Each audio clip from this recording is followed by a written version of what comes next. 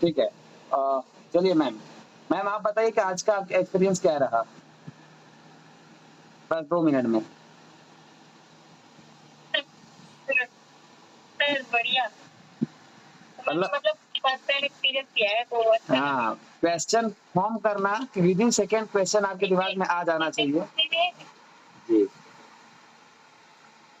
चलिए ठीक है, जी सर, बहुत अच्छा और है। इससे अपना भी रिवाइज हो रहा है तो ये बहुत अच्छी जी, बात है। जी, अपना भी रिवाइज होता है, साथ में विदिन सेकंड क्वेश्चन कैसे हमें फॉर्म कर लेना है, जिसमें ब जैसे उत्तर दिया गया, उसे कैसे क्वेश्चन फॉर्म करना है, ये आपके प्रेजेंट ऑफ माइंड को भी क्या कहता है शार्प करता है। ये इंटरव्यू के दौरान बहुत ज़्यादा काम आने वाला है। ठीक है, चलिए आ जाते हैं पेज नंबर 39 पे। जल्दी से पेज नंबर 39 पे सब लोग पहुँच जाइए और हम लोग स्टार्ट करते हैं। पेज नंबर 39 पहुँच के हैंड रेज़ कर दीजिए जल्दी से, सभी लोग पेज नंबर 39 पे पहुँच गए हैं। ओके। सब लोग पेज नंबर 39 पे पहुंच गए हैं और हम शुरू करते हैं शौर्य की प्रतिमूर्ति। शौर्य की प्रतिमूर्ति एक लचित बरफुकन है। अहोम साम्राज्य के शाही सेना के जनरल थे। अहोम साम्राज्य असम में था। कहाँ था? असम में था और वहाँ के शाही सेना के ये जनरल थे लचित बुरफुकन लचित बरफुकन, और उनकी सेना ने मुगलों की सेना को पराजित किया था। अर्थात वो मुगलों की सेना किसके समय में थी? तो औरंगजेब के समय में थी। किसके समय में थी? औरंगजेब के शासनकाल के दौरान जो मुगलों की सेना थी उसे पराजित किया था, क्योंकि औरंगजेब अपने साम्राज्य विस्तार के क्रम में पूर्वोत्तर की तरफ जाना चाह रहे थे, लेकिन असम की में इनको हार का सामना करना पड़ा और वहां के बाद से फिर मुगलों का विस्तार पूर्वोत्तर की तरफ रुक गया था। ठीक है, इसलिए इन्हें शौर्य की प्रतिमूर्ति के नाम से भी जाना जाता है। ठीक है, लचित बरफुकन महोदय को। और ये 1671 में युद्ध लड़ा गया था। 1671 में सराई घाट का युद्ध, याद रखिएगा आप लोग, सराई घाट का युद्ध। कौन सा युद्ध? सराई घाट का युद्ध है, 1671 में लड़ा गया था। वैसे 1671 में कुछ और इंपॉर्टेंट है, आप लोगों को याद आ रहा हो? 1671 में कौन बताएगा? 1671 में हैंड रेज कीजिए। मतलब 1671 के आसपास नहीं तो 1665 के आसपास कुछ बताइए। 1665। जी कन्हैया सर आप बताइए। सर 1664 में फ्रेंच ईस्ट इंडिया कंपनी की स्थापना, 1668 में सूरत में उसकी फैक्ट्री। हाँ, 1665 इलाहाबाद की द्वितीय संधि भी हुई थी। 1665 में इलाहाबाद की द्वितीय संधि भी तो हुई थी सर 1665 में। 1665 में, जी वही ले जाना चाह रहे थे, शिवाजी के पास ले जाना चाह रहे थे। ठीक है, तो ये चीजें जो थी आप आसपास वहां पहुंच गए तो अच्छी चीज है। ऐसे देखिए रिकॉल करने की चीजें ऐसी थी कि हम लोग बीच में चीजों को देखें कि क्या हमारा इससे कोई रिलेटेड है, याद रहेगा। तो 1671 में लचित बरफुकन महोदय की 2022 में 400वीं जयंती मनाई गई और इसी उपलक्ष्य में 24 नवंबर को लचित दिवस यानी लाचित दिवस मनाए जाने की घोषणा की गई है। कब? 24 नवंबर को। ठीक है, तो 24 नवंबर को लाचित दिवस मनाए जाने की घोषणा हुई है, ये डेट याद रखिएगा। उसके बाद 26 नवंबर को संविधान दिवस मनाया जाता है। 26 नवंबर को कौन सा दिवस मनाया जाता है? संविधान दिवस। उससे 2 दिन पहले लाचित दिवस मनाया जाता है। उससे 2 दिन पहले क्या मनाया जाता है? लाचित दिवस मनाया जाता है। 9 मार्च 2024 को प्रधानमंत्री नरेंद्र मोदी गए थे असम के जोरहाट। कहाँ गए थे? जोरहाट गए हुए थे और वहां पर बरफुकन महोदय की, बरफुकन जनरल अध्यक्ष की, जैसे अध्यक्ष है, उनकी कांस्य प्रतिमा यानी ब्रॉन्ज स्टैचू, याद रखिएगा ये कांस्य की प्रतिमा है, उसका अनावरण किया है। किसकी प्रतिमा का? कांस्य प्रतिमा का अनावरण किया हुआ है। ठीक है, इस प्रतिमा की ऊंचाई 84 फीट है। ठीक है, प्रतिमा यानी जो प्रतिमा बनी हुई, जो मूर्ति बनी हुई है, उसकी जो ऊंचाई, जो स्टैचू है उसकी जो ऊंचाई है वो 84 फीट है। जबकि जिस मंच पर, जिस आसन पे वो प्रतिमा बनाई गई है वो 41 मीटर है, 41 फीट है। टोटल 125 फीट है, यानी मंच सहित प्रतिमा की जो ऊंचाई है 125 फीट है। कितनी है? 125 फीट है। वैसे भारतीय संविधान का अनुच्छेद 125, भारतीय संविधान का अनुच्छेद 125 क्या कहता है? कौन बताएगा जल्दी से? विजय सर, आपको कोई क्वेश्चन है क्या? आपने हैंड रेज किया हुआ सर। विजय सर जी, नीलम मैम बताइए। भारतीय संविधान का अनुच्छेद जजेस की सैलरी जी जी जी, जजेस की, न्यायाधीशों का जो वेतन है उससे संबंधित है। याद रखिएगा, न्यायाधीशों का वेतन से संबंधित है, अनुच्छेद 125 है। और अनुच्छेद 126 जो है एक्टिंग जो है, ठीक है, कार्यकारी मुख्य न्यायमूर्ति की नियुक्ति है कार्यकारी, और 127 जो है तदर्थ न्यायाधीश की नियुक्ति है। ये प्रश्न आ सकता है, याद रखिएगा, क्योंकि अभी 126 से पूछ लिया है, 127 पूछा जा चुका है, आर्टिकल 128 पूछा जा चुका है, आर्टिकल 129 पूछा जा चुका है, 130, लेकिन 125 अभी हमको लगता है कि आयोग की परीक्षाओं में बहुत कम देखने को मिला है। हमने से हमको लगता है कि घटना चक्र पढ़ने के दौरान बहुत सारे बच्चों ने रत्ना चतुर्थ पढ़ा होगा, लेकिन किसी भी प्रश्न के अंतर्गत ये प्रश्न जो है मैच द फॉलोइंग में हो सकता हो आया हो, बट हमें नहीं लगता कि प्रश्न में डायरेक्ट ऐसा प्रश्न आया है कि न्यायाधीशों के वेतन भत्ते से संबंधित कौन सा अनुच्छेद है। आप लोग ध्यान दीजिएगा, 125 है, ठीक है। और 125 फीट ऊंची प्रतिमा है, किसकी? लचित बरफुकन की। किसकी है? लचित बरफुकन की है। और इस प्रतिमा का जो डिजाइन तैयार किया है राम वी सुतार ने किया है। किसने किया है? राम वी सुतार ने। ये वही राम वी सुतार जी हैं जिन्होंने भारत की जो स्टैचू ऑफ यूनिटी है, जो स्टैचू ऑफ यूनिटी है, उनकी प्रतिमा का भी डिजाइन तैयार किया है। स्टैचू ऑफ यूनिटी की प्रतिमा का भी डिजाइन तैयार किया हुआ है। और जो लचित बरफुकन है ना, इनकी जो प्रतिमा है, इसको नाम दिया गया है स्टैचू ऑफ वैल्योर। ये भी याद रखिएगा, स्टैचू ऑफ वैल्योर सौर्य की प्रतिमूर्ति से ज्यादा इंपॉर्टेंट है स्टैचू ऑफ वैल्योर। सौर्य की प्रतिमूर्ति से ज्यादा इंपॉर्टेंट है स्टैचू ऑफ वैल्योर, ठीक है।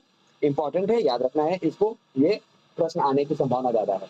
उसके बाद है statue of oneness. Statue of oneness, ठीक है। ये स्टैचू किसकी है? आदि गुरु शंकराचार्य की है। शंकराचार्य के द्वारा 4 मठों की स्थापना की गई थी। वो 4 मठ कौन कौन से थे? ऐश्वर्या में वो 4 मठ कौन कौन से थे? ऐश्वर्या में जोशी मठ जी, और महिमा मैम आप बताइए। पुरी, सिर्फ पुरी, जी, श्रृंगेरी हाँ, और द्वारका। बद्रीनाथ। नहीं नहीं, द्वारका द्वारका द्वारका। उसके बाद जोशी मठ। जोशी मठ, ठीक है। चलिए, तो 4 मठों की स्थापना थी पूरा पश्चिम उत्तर दक्षिण में। जो 4 मठ हैं, उन्होंने शंकराचार्य के द्वारा जो प्रतिपादित मत है, शंकराचार्य के द्वारा जो प्रतिपादित मत है, इसे क्या नाम दिया गया है? प्रदीप सर, शंकराचार्य के द्वारा प्रतिपादित मत का क्या नाम दिया गया है? प्रदीप सर जल्दी से। अंकित सर आप बोलिए। हाँ? अद्वैतवाद। अद्वैतवाद जो रामानुजाचार्य का है, जी जी सर, रामानुजाचार्य का जो मत है, रामानुजाचार्य के मत को क्या कहा गया है? इंद्रजीत सर, रामानुजाचार्य के मत को क्या कहा गया है?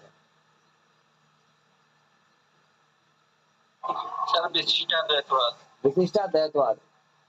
फिर है उसके बाद मध्वाचार्य। मध्वाचार्य जी के मत को क्या नाम दिया गया है नितिन? मध्वाचार्य जी के मत को क्या? ठीक है, very good very good. Vallabhacharya, Vallabhacharya ji के मत को क्या नाम दिया गया है? रूपाली ने, वल्लभाचार्य जी के मत को क्या नाम दिया गया है? शुद्धाद्वैतवाद। और निम्बकाचार्य के द्वारा प्रतिपादित मत को कौन सा नाम दिया गया है? Ajay sir, Ajay sir. द्वैताद्वैतवाद। चलिए, आप लोगों को इतिहास से संबंधित इस प्रश्न को रिवीजन करा दिया है। ध्यान रखिएगा, यहाँ का प्रश्न आता है बहुत गलत होता है। सब लोगों ने एक एक कर बताया है। हमें लगता है, उम्मीद है कि सब लोगों ने अच्छे ढंग से तैयार कर लिया है। ये प्रश्न आ जाए तो गलत होने की संभावना 0% रहेगी। चलिए आगे बढ़ते हैं। एकात्मकता की जो मूर्ति है आदि गुरु शंकराचार्य की है, और ये मूर्ति मध्य प्रदेश के खंडवा जिले के पुनासा तहसील में लगाया गया है। याद रखिएगा, खंडवा जिला तो याद रखिएगा, पुनासा दिमाग में रखिएगा। अगर प्रश्न बना देगी आयु बहुत डीप ले जाके, तब पुनासा याद रखना है हमको। और सबसे इंपॉर्टेंट, यह प्रतिमा ओंकारेश्वर में मानधाता पर्वत है। प्रश्न ये बन सकता है कि मानधाता पर्वत कहाँ पर स्थित है? ठीक है, मानधाता पर्वत कहाँ पर स्थित है? वो राज्य है मध्य प्रदेश। कौन सा राज्य है? मध्य प्रदेश है। ओंकारेश्वर में 12 ज्योतिर्लिंगों में से एक जो भगवान शंकर का ज्योतिर्लिंग है, उसमें से एक ओंकारेश्वर में भी है। ठीक है। एकात्मकता की जो मूर्ति है वो कुल 108 फीट ऊंची है।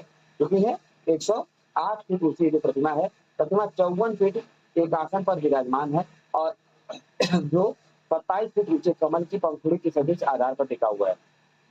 ठीक है, कुल मिलाकर प्रतिमा की जो ऊंचाई है 108 फीट है, और 54 फीट आसन पर विराजमान है। आगे बढ़ते हैं। मानधाता पर्वत जरूर याद रखिएगा आप लोग, प्रश्न यहाँ से आ सकता है अगर घुमा दे आए तो। जी कन्हैया सर, कुछ बोलना है क्या आपको? रानी मैम। सर ये जो तीनों हाइट की हुई है, ये स्टैचू व्हीलर और वो तीनों हाइट याद रखनी। मैम देखिए, तीनों हाइट तो नहीं, लेकिन हमें लगता है कि अगर एक एक करके याद करेंगे तो याद हो जाएगा। बहुत ज्यादा टफ नहीं है। 100 मतलब 84 है उनकी लचित बरफुकन जी की है। 84 भारतीय संविधान का कोई अनुच्छेद है उसे कर लीजिए, या फिर 84 जो बनारस में 84 घाट है, इसे याद कर लीजिए। ठीक है, बनारस में 84 घाट है, वैसे इसे याद कर लीजिए। 108 भारतीय संविधान का अनुच्छेद 108 क्या कहता है? संयुक्त अधिवेशन की बात करता है ना, संयुक्त अधिवेशन की बात करता है, क्यों कहता है? भारतीय संविधान का अनुच्छेद 108 कितने लोग कंफर्म है इस पे? जी ना, 108 ऐसे याद रख लीजिए कि 108 संयुक्त अधिवेशन की बात करता है, और शंकराचार्य जी भी उत्तर दक्षिण पूर्व पश्चिम को संयुक्त करते हैं, ऐसे याद कर सकते हैं दिमाग में था, क्योंकि हाँ मतलब 108 संयुक्त अधिवेशन है और यहाँ से जाएगा स्टैच्यू ऑफ सोशल जस्टिस। अगला है स्टैच्यू ऑफ, जी मैम समझ आ गया? जानिए ठीक है, ऐसे ही कोई रिलेट करना चाहिए उससे रिलेटेड क्या हो सकता है। फिर आते हैं statue of social justice. Statue of social justice है वो विजयवाड़ा में है, आंध्र प्रदेश के विजयवाड़ा में है, और ये प्रतिमा है डॉक्टर भीमराव अम्बेडकर जी की। किसकी प्रतिमा है? डॉक्टर भीमराव अम्बेडकर जी की। डॉक्टर भीमराव अम्बेडकर जी की प्रतिमा की जो ऊंचाई है 125 फीट है, और ये दुनिया में विश्व की यानी विश्व में डॉक्टर अम्बेडकर जी की सबसे ऊंची प्रतिमा है। विश्व में डॉक्टर अम्बेडकर जी की सबसे ऊंची प्रतिमा है। डॉक्टर अम्बेडकर जी संविधान सभा में प्रारूप समिति के अध्यक्ष बनाए गए थे। क्या बनाए गए थे?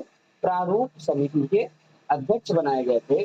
प्रारूप समिति में कुल कितने सदस्य थे? प्रारूप समिति में कुल कितने सदस्य थे? विवेक सर। सर इनको लेके 7 थे। कुल 7 थे। चलो ठीक है, आप एक एक को बताएंगे। रूपाली मैम आप बताइए। आप सर अपना माइक ऑफ कर दीजिएगा। सर क्या पूछे क्वेश्चन फिर से? मैम देखिए, तो क्वेश्चन ये है कि जो प्रारूप समिति बनी थी उसमें 7 सदस्य थे। उन 7 सदस्यों में से एक का नाम तो हो गया भीमराव अम्बेडकर जी। अब 7 सदस्यों का नाम आप लोगों को एक साथ बताना है, एक एक करके। आप बताइए एक को कोई। BL मित्र, वेरी गुड। चलिए BL मित्र हो गया। कन्हैया सर आप बताइए दूसरा नाम। सर गोपाल या स्वामी आयंगर। हाँ, गोपाल या स्वामी अयंगर है। ठीक है, उसके बाद अजय सर। मोहम्मद सादुल्ला सर। मोहम्मद सादुल्ला है। ठीक है, सचिन सर आप बताइए। के मुंशी, वेरी गुड। उसके बाद Amit sir. Sir Krishna Swamy Iyer. Krishna Swamy Iyer, okay very good. अगला Rani ma'am. Sir DP Krishnacharya. Krishnamacharya, लेकिन ये हट गए थे मैम। ये मैम ये खेतान की जगह आए थे ना हाँ। Sir, DP Khetan. BP Khetan, ठीक है, बीपी खेतान की जगह आए थे। ठीक है, चलिए, तो प्रारूप समिति जो बनी थी उसका कोड अगर आपको लिखना चाहिए तो लिख लीजिए, अन्यथा मैं अभी थोड़ी देर में वहां पे डाल दूंगा, ग्रुप में पड़ जाएगा। भीगो, मतलब हम भीग जाते हैं ना, भीगो कृषि, ये कृषि है ना, कैसे बनाया कृषा। भीगो कृषा मुंशी मित्र खेत में प्रारूप तैयार किए। कौन कौन लिखना चाहेगा? यदि नहीं तो फिर हम आगे बढ़ जाए, लिखना है तो फिर एक बार बोल दें। ठीक है, सर ठीक है एक और जी मैम बोलिए। सर ग्रुप में जरूर सेंड कर दीजिए ग्रुप। ठीक है, एक मिनट प्लीज सर, आप लोग सभी लोग माइक ऑफ कीजिए। अर्चना मैम बोलिए आप। सर इसमें कॉमन चीज है कि सारा नाम जो है अम्बेडकर को छोड़ के कृष्ण जी से रिलेटेड है। अच्छा तो सर उससे मैम, डीपी खेतान कैसे हाँ, होगा? सर, डीपी ये- Khetan, DP Khetan, sir? DP Khetan का नाम जो है मित्र भी नहीं है। बीएल मित्र भी नहीं है, मोहम्मद सादुल्ला मोहम्मद सादुल्ला भी नहीं है मैम। कंफ्यूज। ठीक है, गोपाल सुनिए सुनिए, माधव। ठीक है, चलिए मैं जो बोल रहा हूँ उसको लिख लीजिए, आप लोग अपना बना लीजिएगा अगर बनेगा तो, नहीं तो फिर इसको याद करिएगा। लिखिए भीगो, भीगो मतलब बारिश में भीग जाते हैं ना, तो ऐसे बनाइए भीगो, भीगो, भीगो कृषा। कृष्णा स्वामी का कृष्णा और सादुल्ला का सा, भीगो कृषा। 4 हो गया, भीगो कृषा। फिर आगे लिखिए मुंशी मित्र खेत में प्रारूप तैयार किए। भीगो कृषा मुंशी मित्र खेत में प्रारूप तैयार किए। ठीक है, भीगो कृषा मुंशी मित्र खेत में प्रारूप तैयार किए। हो गया सभी का? अमित सर कुछ बोलना है, जल्दी बोलिए। नहीं सर, सॉरी सर। चलिए, भीगो किसान मुंशी मित्र खेत में प्रारूप तैयार किए। भीगो कृषा। ठीक है, अब एक एक नाम फिर से अगर डिफाइन करवाया जाए कि रहने दिया जाए, आप लोग नोट कर लेंगे खोज के। भीगो किसान मुंशी मित्र खेत में प्रारूप तैयार किए। क्या इसको नाम फिर से डिफाइन करवाया जाए या फिर यहीं पे रोक दिया जाए? जल्दी से लोग कंफर्म कर दीजिए, क्योंकि कर लेंगे ना। ठीक है, ठीक है। जो नाम तो हटाए गए थे उन्हें भी आप लोग याद रखिएगा, किनके स्थान पर किनको लाया गया था। ठीक है, आगे चलते हैं। तो सोशल जस्टिस हो गया। डॉक्टर भीमराव अम्बेडकर जी की कांस्य प्रतिमा है, ये कैसी प्रतिमा है? कांस्य प्रतिमा है, 125 फीट ऊंचाई है। कैसी है? 125 फीट ऊंचाई है, 81 फीट ऊंचे मंच पर आसीन है। ठीक है, कुल मिलाकर 206 फीट है। कितनी है? सॉरी, हाँ 206 फीट है, कुल मिलाकर 206 फीट है। और ये कहाँ पर लगाई गई है? आंध्र प्रदेश के विजयवाड़ा में लगाई गई है। कहाँ लगाई गई है? आंध्र प्रदेश के विजयवाड़ा में। आते हैं संसदीय विशेषाधिकार पर ऐतिहासिक निर्णय। संसदीय विशेषाधिकार पर ऐतिहासिक निर्णय, नोट फॉर वोट मामला। कौन सा मामला? नोट फॉर वोट मामला। नोट फॉर वोट मामला जो संसदीय विशेषाधिकार है, पहले तो इसे समझिए क्या होता है। संसद सदस्यों को संसद के सदस्य होने के नाते कुछ विशेषाधिकार प्राप्त होते हैं। उन विशेषाधिकारों के कारण उन्हें कुछ प्रकार के दंडों से, कुछ प्रकार की कार्रवाइयों से निषेध रखा गया है, बचाया गया, उन्मुक्तियां दी गई हैं। ठीक है, तो उन उन्मुक्तियों का उल्लेख, उन विशेषाधिकारों का उल्लेख भारतीय संविधान के अनुच्छेद 105 में संसद सदस्यों के लिए और अनुच्छेद 194 में विधानसभा सदस्यों के लिए, विधान परिषद सदस्यों के लिए यह उल्लेख किया गया है। ठीक है, अर्थात 194 में विधान मंडल के सदस्यों के लिए है और 105 में संसद के सदस्यों के लिए है, ये उन्मुक्तियां और ये विशेषाधिकार। अब ये मामला क्या था? सीता सोरेन बनाम भारत संघ का एक बात था। सीता सोरेन बनाम भारत संघ का एक बात था। इसमें 4 मार्च 2024 को 1998 में पीवी नरसिम्हा राव बनाम राज्य के मामले में एक निर्णय दिया गया था। उस निर्णय को सर्वसम्मति से खारिज कर दिया गया। यह कहते सुप्रीम कोर्ट ने खारिज किया, कहा कि विशेषाधिकार कुछ विशेष शर्तों पर प्राप्त हैं, कुछ विशेष शर्तों पर प्राप्त हैं। आपको नोट फॉर वोट, मतलब आप नोट फॉर वोट अगर करेंगे, इसके लिए विशेषाधिकार नहीं प्राप्त है। आप संसद में किसी की तरफ से बोलने के लिए अगर कोई कार्यवाही करते हैं, कोई गतिविधि करते हैं पैसा लेके, तो भी आपको विशेषाधिकार प्राप्त नहीं है। अर्थात आपको भ्रष्टाचार निवारण अधिनियम 1988 के तहत रिश्वत के मामले में जो कानूनी प्रक्रियाएं हैं उनका सामना करना पड़ेगा। ठीक है, सभी लोगों को समझ में आ गई है? एक बार हैंड रेज कर दिया, नहीं समझ आया मैं बोल दूं।